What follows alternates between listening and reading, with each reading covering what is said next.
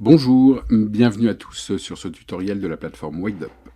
C'est le deuxième traitant de la création de site dans lequel nous allons détailler le fonctionnement de la fenêtre de personnalisation. À la fin de la vidéo sur les paramètres généraux, nous vous avons laissé sur la page de personnalisation de votre site. Nous allons maintenant effectuer une prise en main de cette page.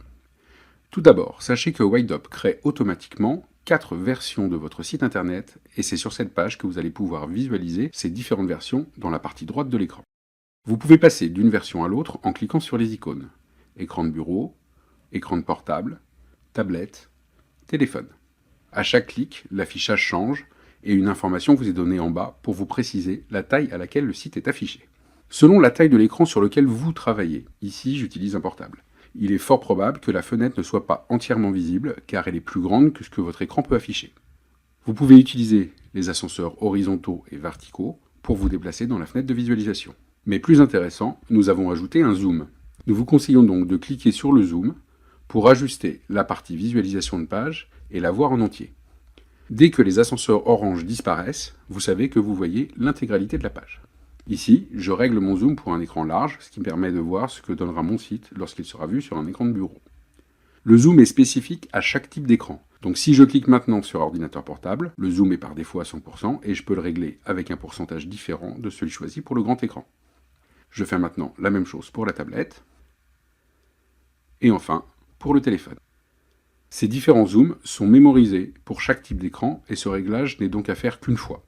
Vous pouvez maintenant voir facilement à quoi ressemblera votre site sur les différents types d'écran, juste en cliquant sur les icônes.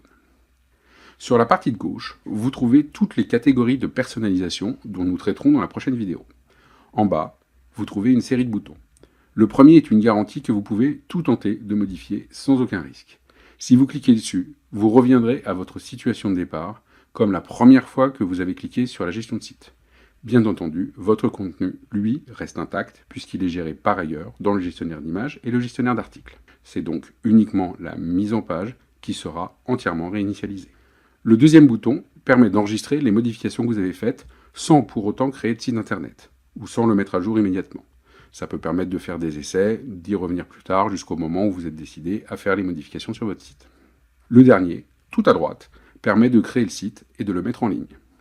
Lorsque vous cliquez dessus, un temps d'attente est nécessaire pendant lequel la plateforme va générer toutes les vignettes à partir de vos images HD en fonction des choix esthétiques que vous avez réalisés. Là, on n'en a pas fait, mais il est quand même en train de fabriquer les vignettes à partir de la présentation par défaut. Le temps d'attente dépend donc du nombre d'images que nous avons à traiter.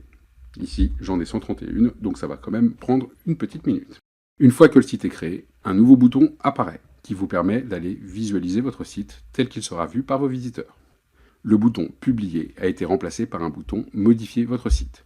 Si vous changez des options de personnalisation, il vous suffira de cliquer sur ce bouton pour que votre site, visible par vos visiteurs, soit modifié en conséquence.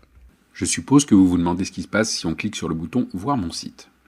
Cela ouvre une autre page de votre navigateur et vous pouvez voir votre site tel qu'il a été automatiquement généré à partir de votre contenu, galerie, images et articles, et des options de contenu que vous avez choisies. Votre menu contient vos différentes pages. Il y a encore bien entendu des textes par défaut et la présentation correspond au thème que vous avez choisi sans aucune modification. Mais votre site existe déjà. Ce tutoriel est à présent terminé. Nous vous présenterons les paramètres de personnalisation du thème dans notre prochaine vidéo que vous pourrez retrouver sur notre chaîne YouTube ou dans la rubrique Aide de votre tableau de bord si vous êtes déjà inscrit. À bientôt sur WhiteUp.